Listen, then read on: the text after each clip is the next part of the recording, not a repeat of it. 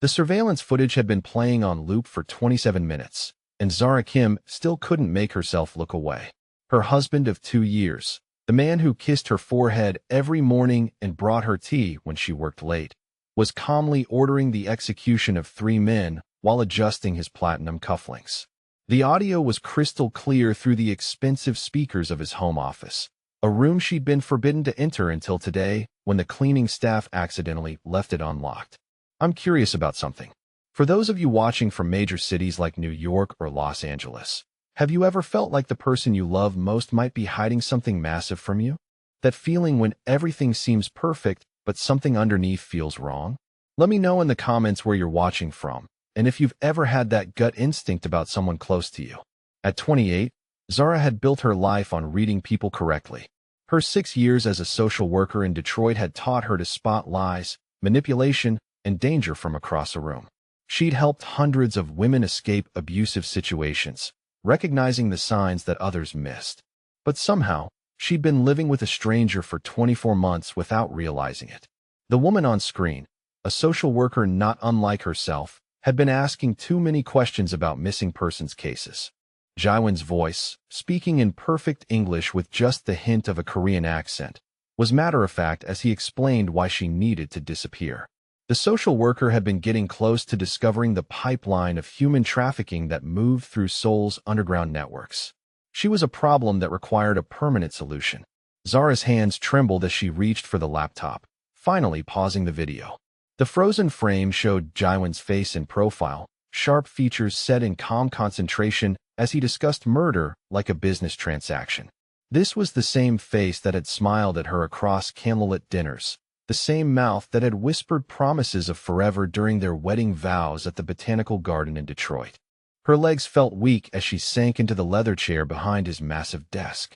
Everything in this room screamed wealth and power, from the original artwork on the walls to the custom suit hanging in the corner closet.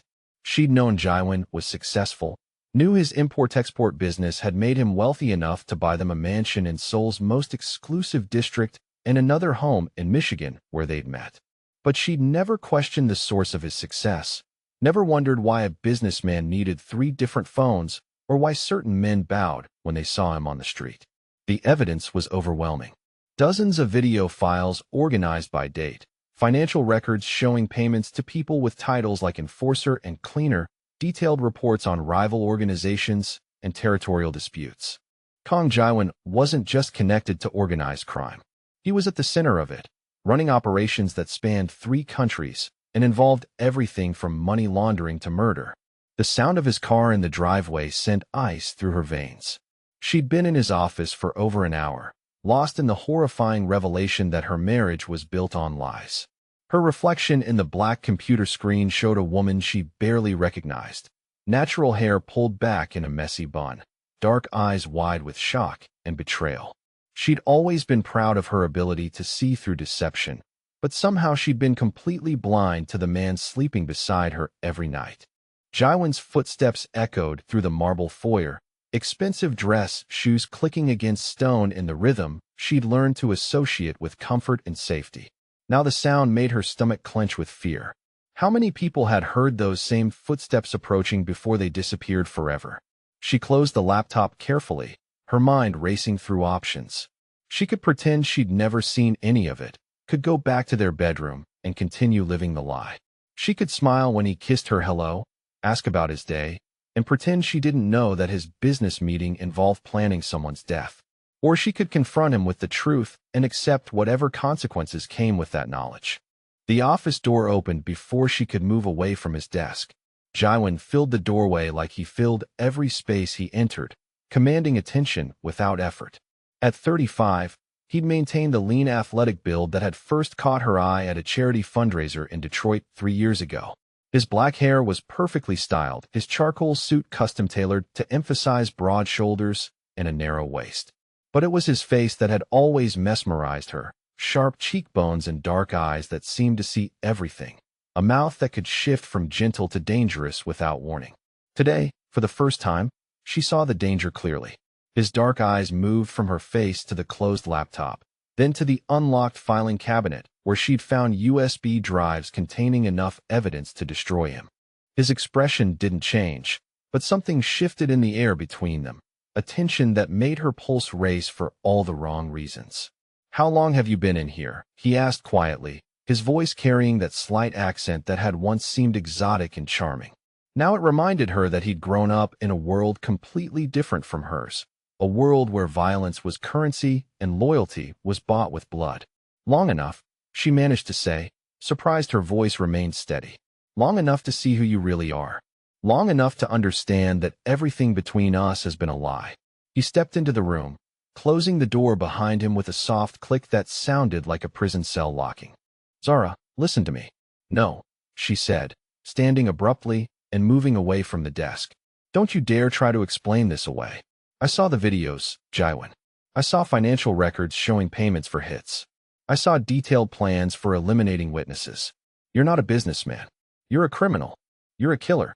The words hung between them like physical things, changing the atmosphere in the room from tense to explosive. For 2 years, she thought she knew this man. She believed in his gentle touches, his whispered endearments, his promises of a future filled with children and quiet domestic happiness. Now she realized she'd been sleeping next to a stranger, eating dinner across from a man whose hands were stained with blood she'd never seen. Jaiwan moved closer, his approach careful but determined. "I never wanted you to find out this way," he said, and she could hear genuine regret in his voice.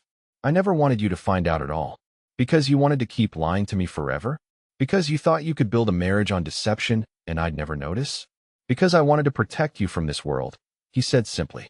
"Because I love you more than my own life, and I knew that if you understood what I really am, you'd look at me exactly the way you're looking at me right now." The pain in his voice was real. She could hear it beneath the controlled exterior. But pain didn't excuse the magnitude of his deception. Pain didn't make murder acceptable. Pain didn't transform a crime boss into the loving husband she'd thought she married. "I can't do this," she whispered, moving toward the door. "I can't be married to someone who kills people. I can't sleep next to hands that have blood on them. I can't pretend this is okay just because I love you." "Where are you going?" he asked, though they both knew the answer. "Home," she said, then corrected herself. "To Detroit. To my real life. Away from whatever this has been." His face went very still, and for the first time since she'd known him, Zara saw something that might have been fear flicker across his features. "This is your real life, Zara. I'm your real life. Whatever else I am, whatever else I've done, what we have together is real." But that wasn't true, and they both knew it. What they'd had was built on his lies and her ignorance. Real relationships required truth, and the truth was that she'd fallen in love with a carefully constructed mask. The real Jaiwan was a stranger who ordered executions and built empires on other people's suffering. "I need to pack," she said, pushing past him toward the door. "I need to leave before I lose my mind, trying to reconcile the man I married with the monster I just discovered." He didn't try to stop her physically, but his voice followed her into the hallway. "We need to talk about this, Zara. You can't just walk away without understanding why I made these choices." She paused at the bottom of the curved staircase, her hand gripping the banister so tightly her knuckles went white. "I understand perfectly," she said without turning around. "You chose power over honesty. You chose violence over legitimate success. You chose to lie to your wife for 2 years rather than trust her with the truth. I understand exactly who you are, Jaiwan. The question is whether you understand who I am. And I'm someone who can't live with blood, money, and murder. I'm someone who has to leave." The master bedroom felt like a sanctuary she no longer deserved to occupy. Zara pulled her largest suitcase from the walk-in closet, the same Louis Vuitton set Jaiwan had bought her for their first anniversary. Everything in this room, everything in this house, everything in her life for the past 2 years had been paid for with blood money. The designer clothes, the expensive jewelry, the luxury cars, even her graduate school tuition that had allowed her to finish her master's in social work while living in Seoul. All of it was tainted now. She grabbed armfuls of clothing without looking, stuffing them into the suitcase with shaking hands. Her wedding dress hung in the corner, pristine white silk and lace that had cost more than most people made in 6 months.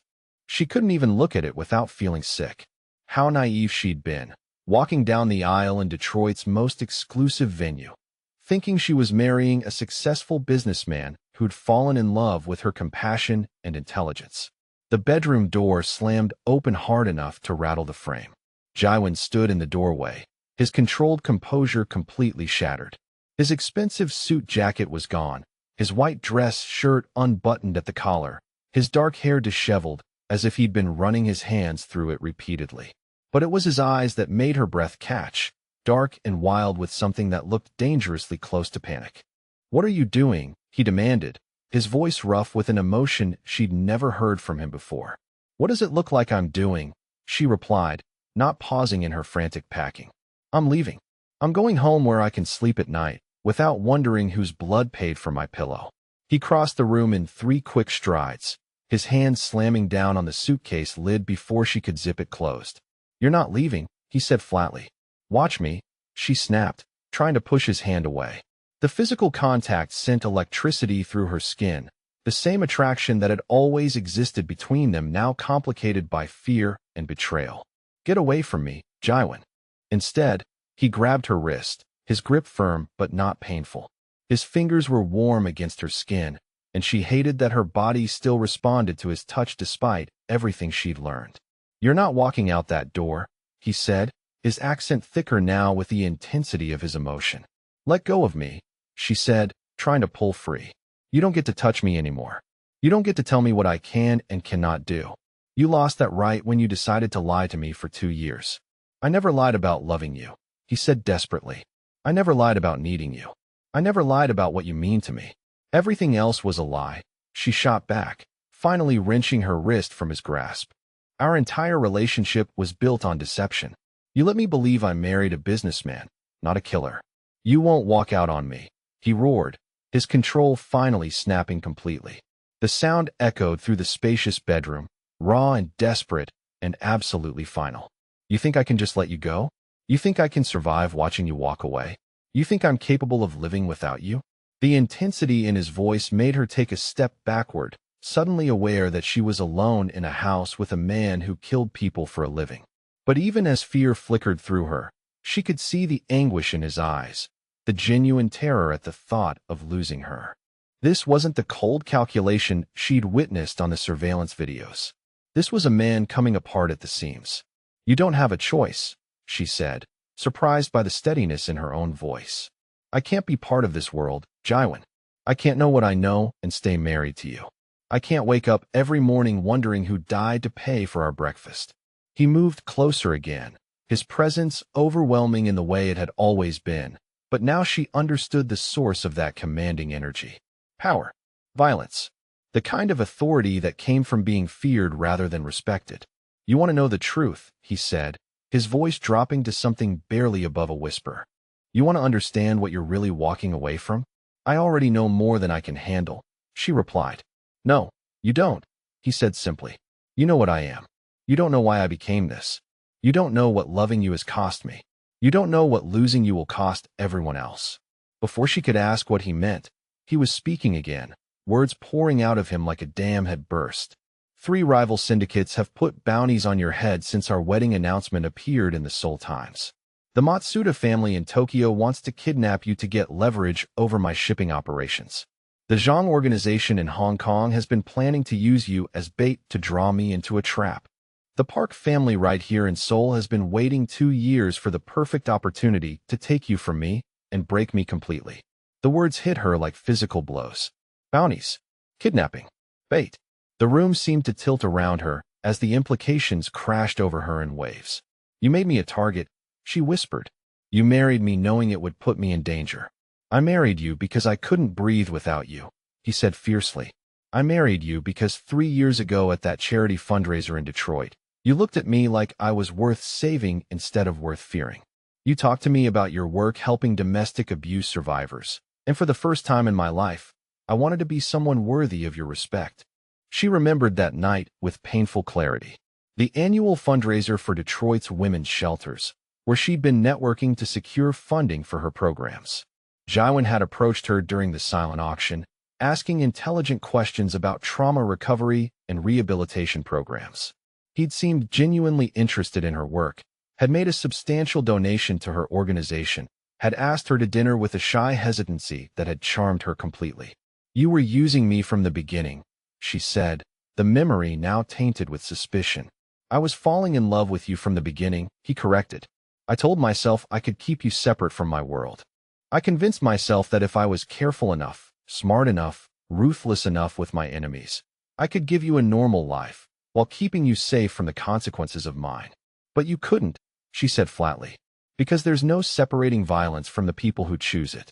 His face crumpled slightly at her words, and she saw the truth of her statement hit him like a physical blow. You're right, he admitted quietly. I couldn't keep you safe by keeping you ignorant. All I did was make you a target while leaving you defenseless. The admission hung between them, heavy with implications she wasn't ready to process. Her phone buzzed with a text message, and she glanced at the screen reflexively. Unknown number, message in Korean characters she couldn't read. Jaewon's face went white as he saw the message over her shoulder. He grabbed the phone from her hands, his expression shifting from anguish to cold fury in the space of a heartbeat. What does it say? She demanded. They know you're planning to leave, he said grimly, his businessman mask sliding back into place. They've been watching the house. They're moving tonight. Who's moving tonight? Everyone, he said simply, already reaching for his own phone. All three families have been waiting for exactly this moment. The moment when you're vulnerable. The moment when your marriage to me becomes a weakness instead of a protection. He was making rapid phone calls in Korean, his tone sharp and commanding. She caught enough to understand he was calling in security, arranging transportation, coordinating what sounded like defensive positions. The transformation was immediate and complete. The desperate husband disappeared, replaced by the crime boss who commanded respect through fear. What's happening? She asked, genuine terror creeping into her voice for the first time. War, he said without looking up from his phone. You wanted to leave me, Zara. Congratulations. You just gave my enemies the opening they've been waiting 2 years to exploit. The sound of cars in the driveway made them both freeze. Too many cars, arriving too fast, engines cutting out in coordinated silence. Through the bedroom window, she could see dark figures moving through the landscaped gardens, taking positions around the house with military precision. My men, Jaewon said grimly, seeing the direction of her gaze. But probably not the only ones out there tonight. He moved to the window, his body language shifting into something predatory and alert. In the space of minutes, he'd transformed from desperate husband to dangerous predator, and Zara realized she was seeing him as his enemies did. Cold, calculating, absolutely lethal when threatened. I need to get you to the safe room, he said without turning around. I need to get out of this house, she replied. He turned to face her then, and his expression was colder than she'd ever seen it. You can't leave, Zara. Not tonight. Not until this is over. Not until I eliminate every threat to your life. You can't keep me here against my will. His smile was sharp enough to cut glass. Watch me. 3 days trapped in a fortress disguised as a home had taught Zara things about her husband she'd never wanted to learn. She discovered that Jaewon slept with a loaded gun under his pillow, that he received security updates every 15 minutes around the clock, and that he could coordinate defensive strategies in 4 different languages while eating breakfast with the same calm precision he'd once used to plan their anniversary dinner. The safe room in the basement had become her refuge, a windowless space lined with monitors showing every angle of their property. She could watch armed men patrolling the perimeter, see snipers positioned on neighboring rooftops, observe the careful choreography of violence that had apparently surrounded her entire marriage without her knowledge. The screens showed her a world she'd never known existed, even while living in the center of it. On the morning of their 3rd day in lockdown, she found herself staring at the monitor showing their bedroom window, remembering their wedding day with painful clarity. 2 years ago exactly, she'd stood in that same room in her grandmother's pearl earrings and a dress that cost more than most people's cars, believing she was the luckiest woman alive. She'd been so happy that morning, so certain that she'd found her fairy tale ending with a successful businessman who looked at her like she hung the moon. The ceremony had been perfect, held in Detroit's Botanical Conservatory with white roses and string quartets, and everything she'd dreamed of since childhood. Jaewon had worn a custom black tuxedo that emphasized his lean, elegant frame, and when he'd seen her walking down the aisle, his composed mask had cracked for just a moment. His eyes had filled with something that looked like wonder, like he couldn't believe she was real and choosing him. His vows had been simple and devastating. "I promise to protect you always," he'd said in his accented English, his dark eyes never leaving her face. "I promise to give you everything I have and everything I am. I promise that loving you will be the best thing I ever do with my life." She'd cried during his promises, overwhelmed by the intensity of emotion in his voice. She believed every word, had felt chosen and cherished and completely safe in his devotion. The reception had lasted until dawn, filled with dancing and laughter and the kind of joy that made her feel like nothing bad could ever touch them. Now, watching armed guards patrol the garden where they'd taken their wedding photos, she wondered if he'd known even then what loving her would cost. If he'd understood that by putting his ring on her finger, he was painting a target on her back that would follow her for the rest of her life. The monitors showing the front gate flickered with movement. 3 black cars had pulled up just outside the property line, close enough to be seen but far enough to avoid immediate confrontation. She could make out figures inside the vehicles, patient and still as predators waiting for the right moment to strike. "Matsuda family," Jaiwan said from behind her, making her jump. She hadn't heard him enter the safe room, but he was suddenly there, close enough that she could smell his expensive cologne mixed with something sharper that might have been gun oil. "They've been taking shifts watching the house for 72 hours. Very disciplined. Very patient. What do they want?" she asked without turning around, her eyes still fixed on the monitors. "You," he said simply. "Dead or alive doesn't matter to them. What matters is making me watch them take you before they kill me." The casual way he discussed her potential death sent ice through her veins. This was her reality now, she realized. Not the fairy tale marriage she'd believed in for 2 years, but this constant awareness of violence lurking just outside their walls. This was what it meant to be married to Kang Jaiwan. "How long have you been living like this?" she asked. "Since I was 16, he replied, moving to stand beside her at the bank of monitors. "Since the night my entire family was slaughtered in our home in Busan." She turned to look at him then, seeing something raw and unguarded in his profile. He was staring at the screens, but she suspected he was seeing something else entirely, some memory that still had the power to break him decades later. "Tell me," she said quietly. He was silent for so long that she thought he wouldn't answer. When he finally spoke, his voice was flat and emotionless, as if he was reciting facts that had nothing to do with him personally. "My father was a prosecutor who specialized in organized crime cases. He'd been building a case against the Park family for months, gathering evidence of their human trafficking operations. He thought he was being careful, thought he was protecting us by keeping his work separate from his family life. He was wrong." Jaiwan's hands were completely steady as he adjusted one of the monitors, but she could see the tension in his shoulders, the careful control that kept his emotions locked away. "They came on a Tuesday night in October. I was at the library studying for university entrance exams. My mother was making kimchi in the kitchen. My little sister Minji was practicing piano in the living room. She was only 12, wanted to be a concert pianist when she grew up. She was so talented, could play anything by ear after hearing it just once." His voice cracked slightly on his sister's name, and Zara felt her heart clench with sympathy despite her anger. She could picture it too clearly, a normal family evening destroyed by violence, a teenage boy coming home to find his world shattered. "I found them when I came home around midnight," he continued. "My parents in the kitchen, Minji at the piano, her music scattered on the floor around her. There was a message painted on the wall in my father's blood, a warning to other prosecutors about the cost of interfering with Park family business. The monitors showed their current reality, armed guards, and potential threats, and the constant vigilance required to stay alive." But Zara could see the past layered over the present in Jaiwan's expression, the memory of a 16-year-old boy discovering that safety was an illusion and protection was something you had to build with your own hands. "I'm sorry," she whispered, and meant it. "I'm sorry that happened to your family. I swore that night that I'd never be helpless again," he said, finally turning to meet her eyes. "I spent the next 20 years building something powerful enough to protect whatever I chose to love. I never expected to love anyone the way I love you." The raw honesty in his voice made her chest tight with conflicting emotions. She could see the boy he'd been and the man he'd become, could understand how trauma had shaped him into someone who chose control through violence. But understanding didn't change what he'd become or excuse the lies he'd told her. I never wanted this life for you, he continued.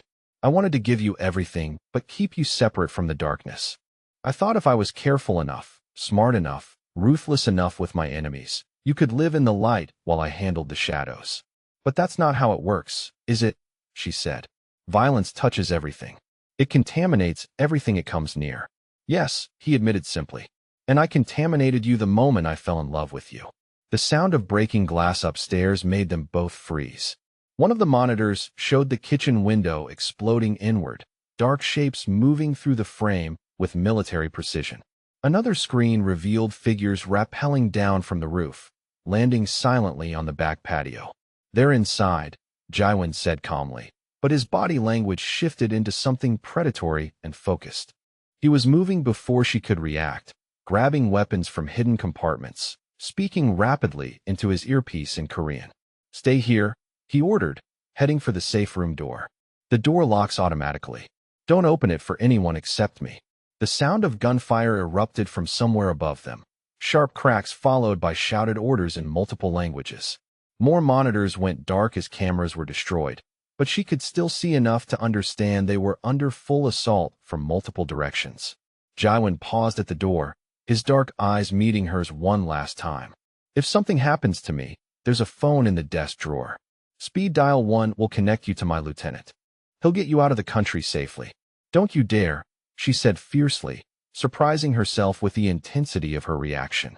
Don't you dare go up there and get yourself killed and leave me to deal with this alone. Something shifted in his expression at her words, hope flickering beneath the controlled exterior. You care if I die? I care if you abandon me, she said, unable to admit more than that even to herself. The explosion came without warning, a concussion that shook the entire house and sent several monitors crashing to the floor. The lights flickered and went out, leaving them in darkness broken only by the glow of the remaining screens. Emergency lighting kicked in a moment later, casting everything in harsh red shadows.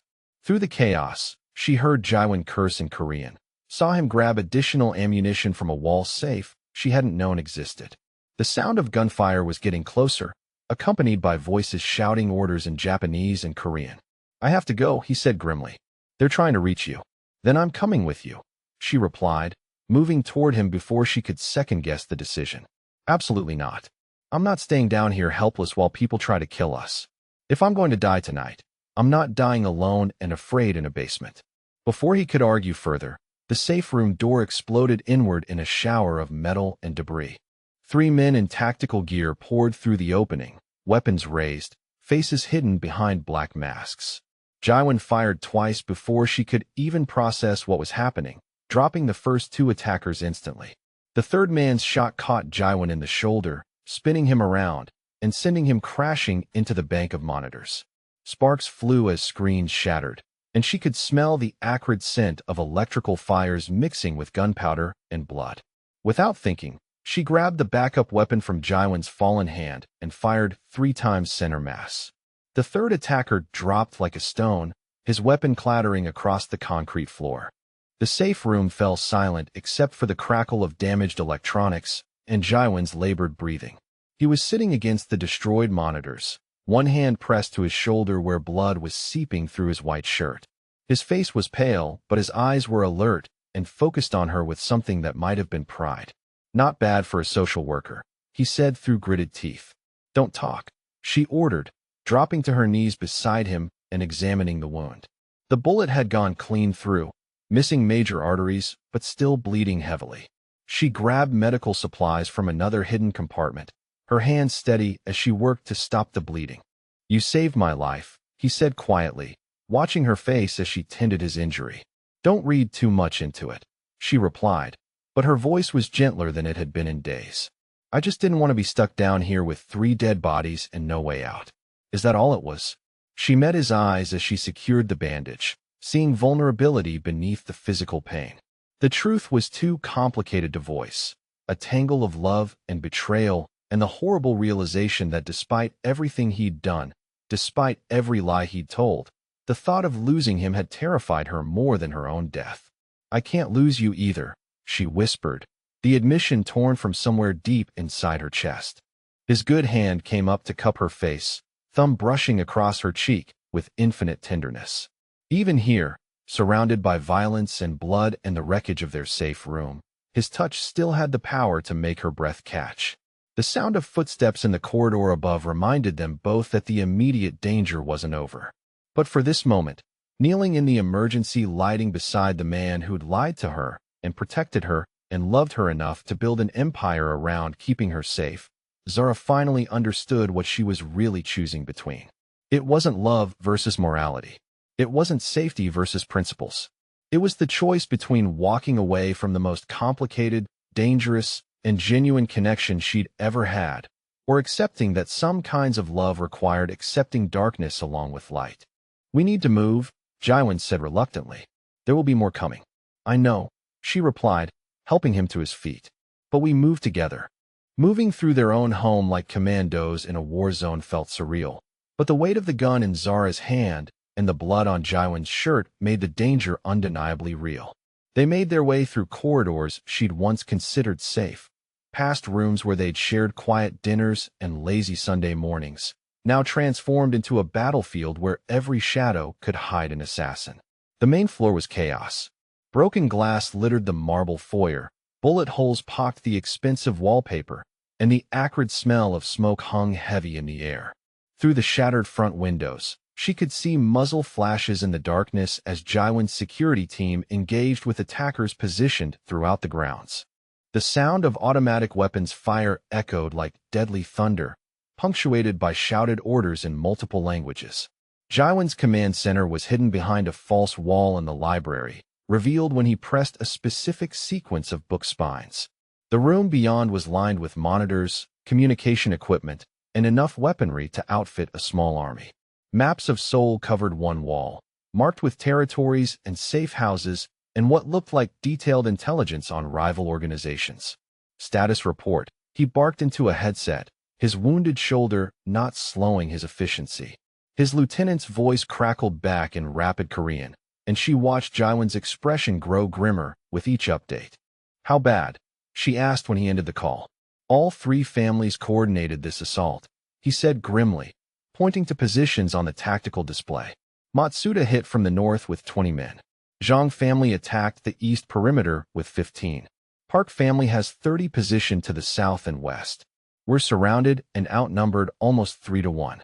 The numbers should have terrified her, but instead Zara felt something cold and analytical take over, the same mindset she'd used to navigate dangerous domestic violence situations as a social worker. Survival required clear thinking, not panic. "What's the objective?" she asked, studying the displays. "Are they trying to take us alive, or just eliminate us?" Jaiwan looked surprised by her tactical question, but answered without hesitation. "Matsuda wants me alive for interrogation about shipping routes. Zhang wants you alive for leverage. Park wants us both dead for symbolic value. Their objectives conflict, which gives us an advantage if we exploit it correctly." She moved to the communications panel, her mind racing through possibilities. In her work with abuse survivors, she learned that the most dangerous moment was often when victims tried to leave their abusers. Desperation made people sloppy, emotional, prone to mistakes. These families were desperate to eliminate the threat Jaiwan represented, which meant they were operating on emotion rather than pure strategy. "Can you patch me into their communications?" she asked. "You want to talk to them?" "I want to create chaos," she replied, her social worker instincts translating perfectly to psychological warfare. "They're cooperating now because they have a common enemy. But cooperation requires trust, and criminal organizations don't trust easily. If I can make each family believe the others are planning to betray them." Jaiwan stared at her with something approaching awe. "You want to turn them against each other?" "I want to survive," she said simply. "And sometimes survival means being smarter than your enemies instead of just being stronger." The explosion that rocked the house interrupted their planning, sending them both stumbling as the floor shook beneath their feet. Emergency lighting flickered as the main power went out, and she could hear the distant sound of walls collapsing somewhere in the east wing. "They're escalating," Jaiwan said grimly, "moving from precision strikes to demolition. They want to flush us out of our defensive positions. Then we give them what they want," Zara replied. "But not the way they expect it." Her plan was audacious and dangerous and relied entirely on the psychological profiles she'd built during her years working with violent men. She would surrender herself to the Zhang family, appearing to betray Jaiwan while actually feeding them false information about Matsuda family positions. Meanwhile, Jaiwan would use her absence to coordinate a counterattack that would catch all three families off guard. Absolutely not, he said flatly when she finished explaining. I will not use you as bait. You're not using me as anything, she replied firmly. I'm choosing to take an active role in keeping us alive. If I'm staying with you, Jaiwan, if I'm accepting this life, then I'm not hiding in safe rooms waiting for other people to protect me. I'm fighting. The conviction in her voice seemed to surprise him. This isn't your world, Zara. You don't know how brutal these people can be. I know exactly how brutal they can be, she said quietly. I've spent 6 years working with women who've survived the worst that violent men can do. I know what monsters look like when they take off their masks. The difference is that now I'm choosing to fight back instead of just helping people escape. He studied her face in the emergency lighting, and she could see the moment when his perception of her shifted. She wasn't the naive woman who'd needed protection anymore. She wasn't the innocent wife who could be kept separate from his dark world. She was someone who'd seen violence and chosen to meet it head on, someone strong enough to stand beside him in the shadows instead of hiding in the light. The terms have changed, he said finally. What terms? Us, he replied, his good hand reaching out to cup her face with infinite gentleness despite the chaos surrounding them. What we are to each other. What this marriage means. I can't keep lying to myself that I can protect you by keeping you innocent. If you stay with me, you stay knowing everything.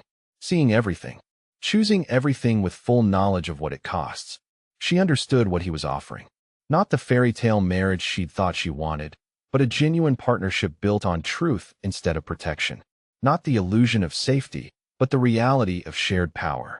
Not love despite his darkness, but love that encompassed both light and shadow. I need you, he continued, his voice raw with vulnerability. Not just as someone to protect, but as someone who chooses to stand with me. Someone who understands what we're fighting for and decides it's worth the cost. I need a partner, Zara. An equal.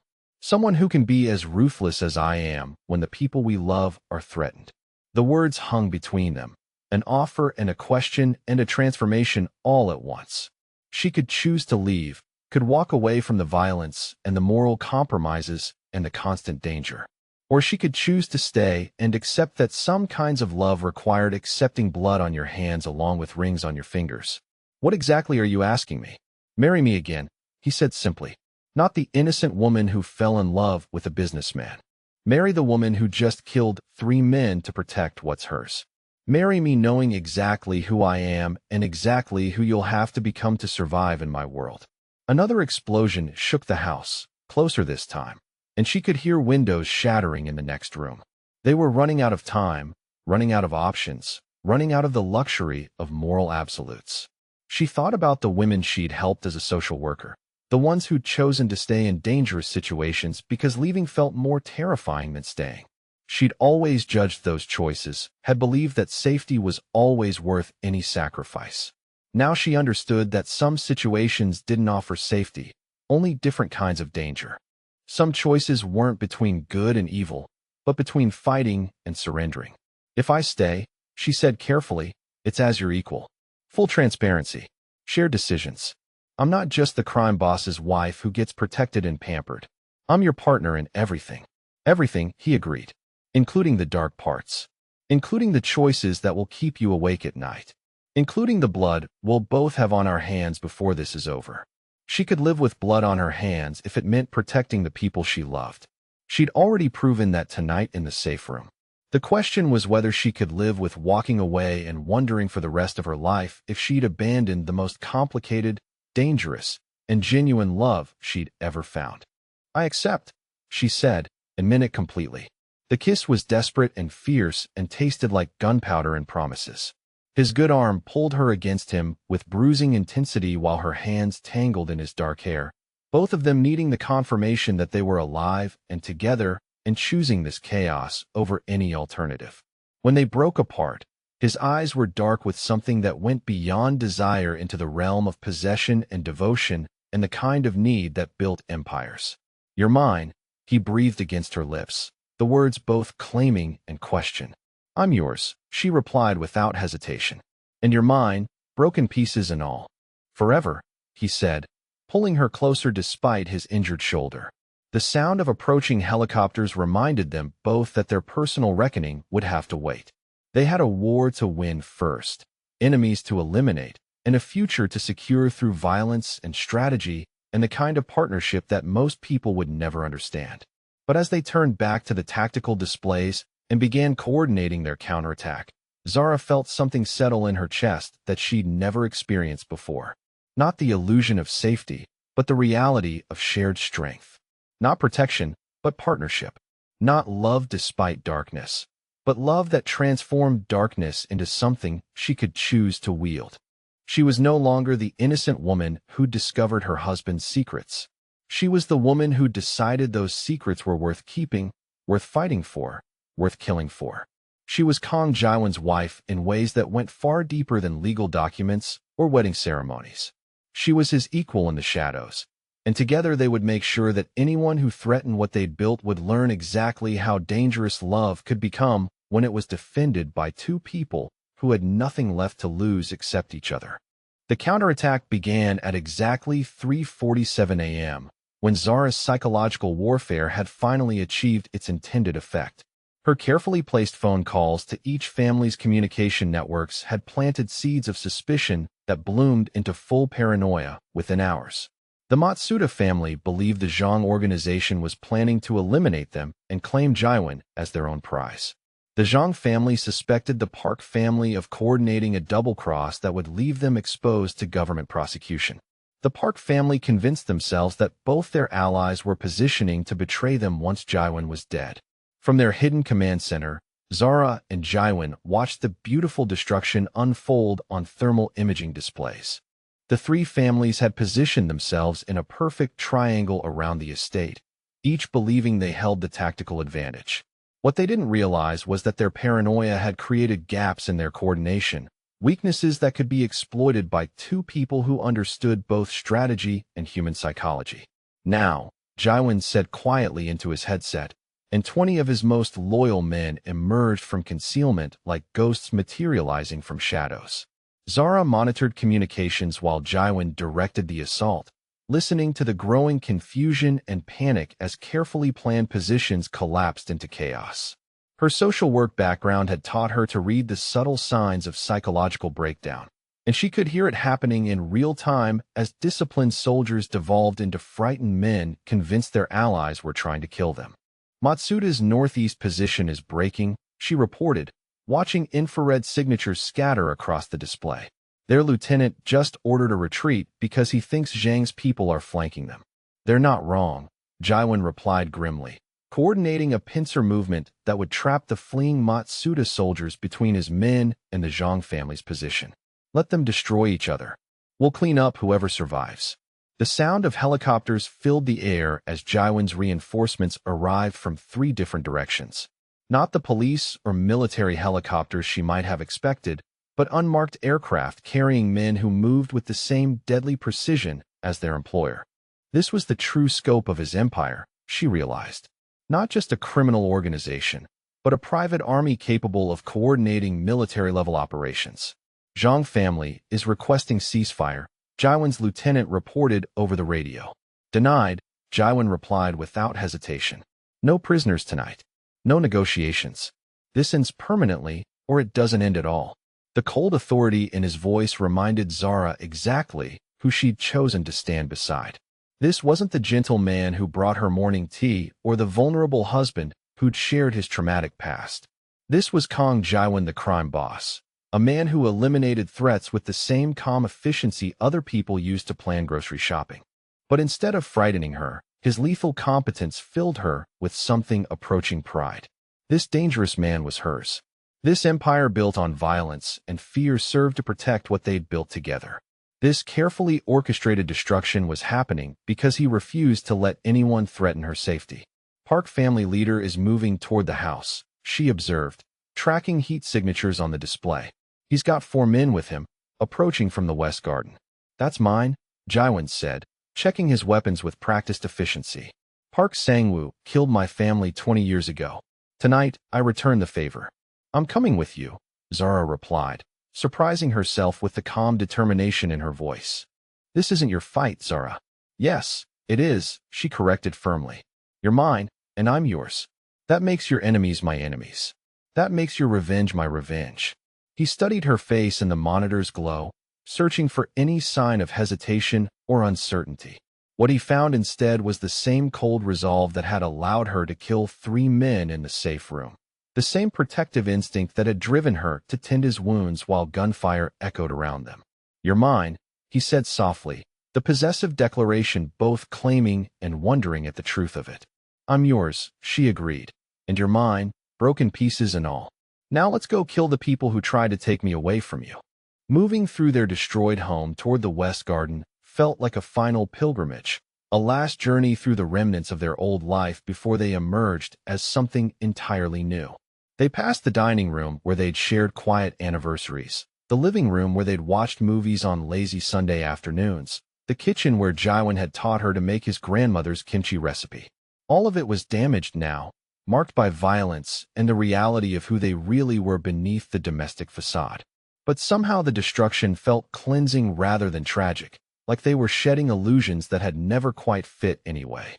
The West Garden had been transformed into a battlefield. Ornamental trees provided cover for advancing figures, and the decorative pond reflected muzzle flashes like deadly fireworks. Park Sang-woo was exactly where the monitors had indicated, directing his men from behind the marble fountain that had been a wedding gift from Jiwon's business associates. Zara could see him clearly in the moonlight, a man in his 60s with silver hair and expensive clothes, someone who looked more like a distinguished businessman than a killer. But she knew from Jiwon's files that this ordinary-looking man had ordered the deaths of hundreds of people, including the teenage boy's entire family 20 years ago. He's mine, Jiwon repeated, raising his weapon with steady hands. The shot that rang out came from behind them, not from Jiwon's gun. One of Park's men had circled around while they'd been focused on their primary target, and his bullet caught Jiwon in the chest, sending him sprawling across the brick pathway with blood spreading dark across his white shirt. Time seemed to slow as Zara watched the love of her life collapse, watched Park Sang-woo smile with satisfaction, watched the gunman swing his weapon toward her with cold professionalism. Every instinct from her social work training screamed at her to run, to find cover, to prioritize her own survival over everything else. Instead, she put 3 bullets center mass into the shooter and turned toward Park Sang-woo with murder in her heart. The old man's eyes widened as she advanced, apparently surprised to discover that Jiwon's wife was armed and extremely dangerous. He reached for his own weapon, but Zara was faster, driven by protective fury that transformed her from concerned social worker into something absolutely lethal. You killed his family, she said quietly, her gun steady despite the adrenaline flooding her system. You tried to kill him tonight. You tried to kill me. That was a mistake. Park Sang-woo opened his mouth to speak, probably to negotiate or threaten or beg. Zara didn't give him the chance. Her first shot took him in the chest. Her second shot took him in the head. Her third shot was unnecessary but satisfying, a final period at the end of a 20-year sentence. When the silence returned to the garden, broken only by the distant sound of helicopters and her own harsh breathing, she realized she'd crossed a threshold that could never be uncrossed. She'd killed not in immediate self-defense, but in cold fury. Not because she had to, but because she wanted to. Not as an innocent woman protecting herself, but as Kang Jiwon's wife eliminating his enemies. The thought should have horrified her. Instead, it felt like coming home. Jiwon was conscious when she reached him, his dark eyes bright with pain, but focused on her face with something that looked like worship. You killed Park Sang-woo, he said with amazement. I killed the man who hurt you, she corrected, pressing her hands against his chest wound to slow the bleeding. I killed the man who threatened what's mine. This is who you really are, he whispered, his voice filled with pride and possession and the kind of love that existed in the spaces between violence and tenderness. Fierce, protective, perfect. The sound of approaching footsteps made them both tense, but it was only Jiwon's lieutenant with a medical team and the news that all 3 family leaders were dead, their organizations in complete disarray. The coordinated threat that had brought them to this point had been eliminated in a single night of carefully orchestrated violence. As medics worked to stabilize Jaiwan's injuries, Zara found herself staring at her hands. They were covered in blood, some his and some from the men she'd killed, and she waited for the horror to hit her. The guilt, the shame, the crushing weight of having taken human lives. Instead, she felt only a strange sense of completion, as if she'd finally become the person she was always meant to be. She was no longer the naive woman who discovered her husband's secrets. She wasn't even the angry wife who tried to leave him for lying to her. She was Kang Jaiwan's partner in every sense of the word, his equal in both love and violence, his match in the kind of devotion that built empires and destroyed enemies. She was someone who would kill to protect what was hers and sleep peacefully afterward, knowing that some things were worth any price. The war was over. The threats were eliminated. Their enemies were dead, and they were alive and together and stronger than ever. They had won, and she was exactly where she belonged. 1 month after the night that changed everything, Zara stood in the reconstructed West Garden watching Seoul's skyline glitter in the distance like scattered diamonds. The marble fountain had been repaired, the bullet holes in the ornamental trees filled and painted over, the blood washed from the brick pathways until no trace remained of the violence that had transformed her from naive wife into dangerous partner. But she remembered every detail of that night with crystal clarity. The weight of the gun in her hands, the satisfaction of watching Park Sang-woo fall, the moment when she'd chosen revenge over morality and discovered she could live with the consequences. Some thresholds, once crossed, revealed truths about yourself that could never be unknown. She was someone who could kill to protect what she loved and sleep peacefully afterward knowing she'd done exactly what needed to be done. The estate had been rebuilt to accommodate their new reality. Hidden safe rooms were now visible command centers. Secret weapon caches had become openly displayed armories. The basement that had once housed Jaiwan's covert operations was now the acknowledged headquarters of their expanding empire, with Zara's desk positioned directly beside his in recognition of their true partnership. Her social work credentials had proven unexpectedly valuable in their world. The same skills that helped her counsel domestic violence survivors also allowed her to identify potential weaknesses in rival organizations. Her understanding of trauma psychology gave her insights into the motivations of enemies and allies alike. Her experience with crisis intervention translated perfectly to negotiating territory disputes and preventing unnecessary bloodshed. The charitable foundation they'd established served multiple purposes. On paper, it was a legitimate organization providing support for women escaping abusive relationships, funded by Jaiwan's import business and Zara's expertise. In reality, it was an intelligence network that gave them access to information from across Seoul's underground while actually helping the women who came to them for aid. She discovered that justice and revenge weren't opposites, but different expressions of the same protective instinct. The foundation helped innocent women escape dangerous men. When legal remedies failed, other solutions were implemented by people who understood that sometimes protection required permanent elimination of threats. Tonight, however, was about them. About the private ceremony that would formalize what they'd become to each other, not in the eyes of the law or society, but in their own hearts and before the empire they'd built together. Jaiwan approached from behind, his footsteps silent on the repaired brick pathway.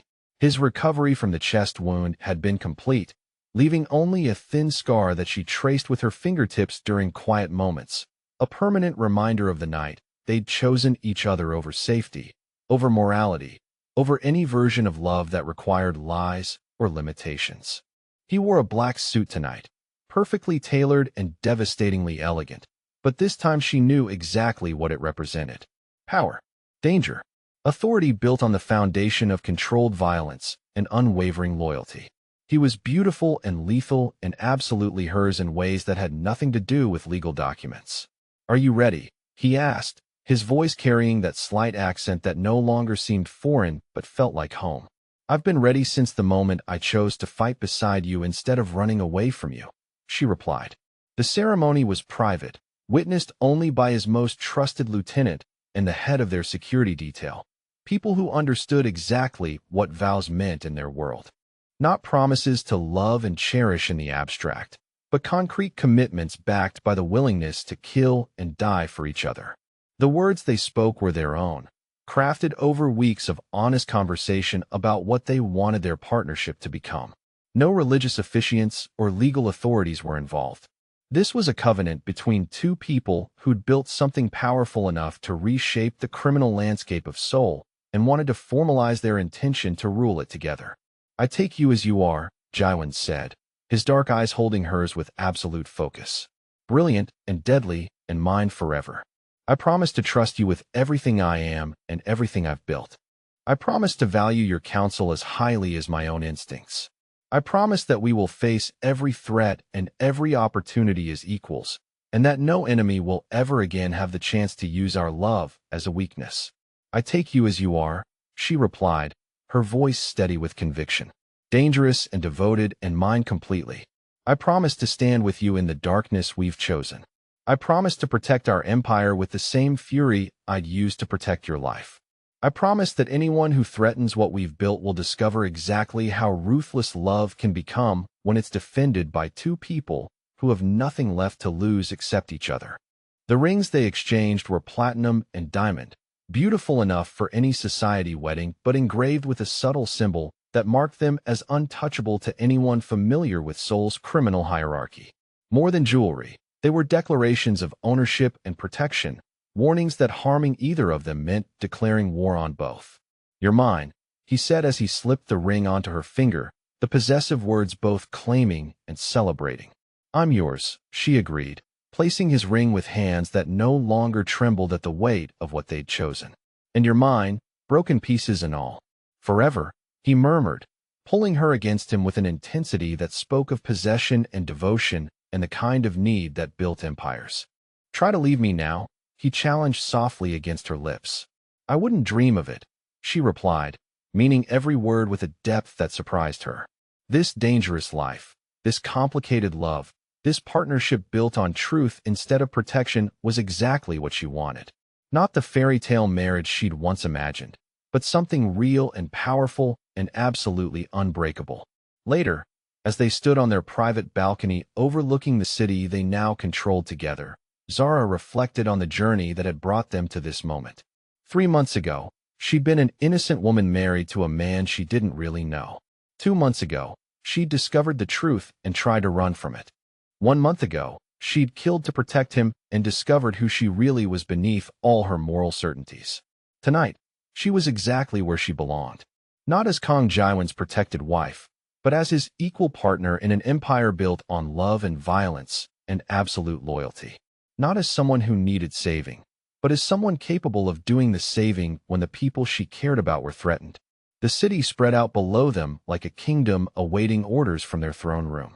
Legitimate businesses and criminal enterprises, charitable foundations and protection rackets, all of it coordinated by two people who'd learned that some kinds of love required accepting darkness as well as light. Their marriage had been tested by betrayal and violence, and the kind of moral compromises that destroyed weaker relationships. But they'd emerged stronger, more honest, and absolutely unbreakable. They were feared and respected in equal measure, partners in every sense of the word, rulers of a domain built on their willingness to do whatever was necessary to protect what they'd claimed as theirs. "Some marriages are tested by ordinary problems," Zara said quietly, her hand intertwined with his as they watched their kingdom glitter in the darkness. "Infidelity, money troubles, growing apart over time. Normal challenges that normal people face in normal relationships." Jiwon's arm tightened around her waist, pulling her closer against the solid warmth of his body. "And some marriages are forged in blood and come out stronger than anything ordinary love could ever build," he replied. She smiled at the truth of it, at the recognition that what they'd built together was rare and dangerous and absolutely worth every price they'd paid to achieve it. They were partners in the truest sense, equals in love and war, rulers of an empire that would last as long as they were willing to defend it with their lives. "Ours was forged in blood and came out unbreakable," she agreed, and together they stood watching over the city they'd claimed as their own, knowing that nothing and no one would ever be powerful enough to tear apart what they'd built together.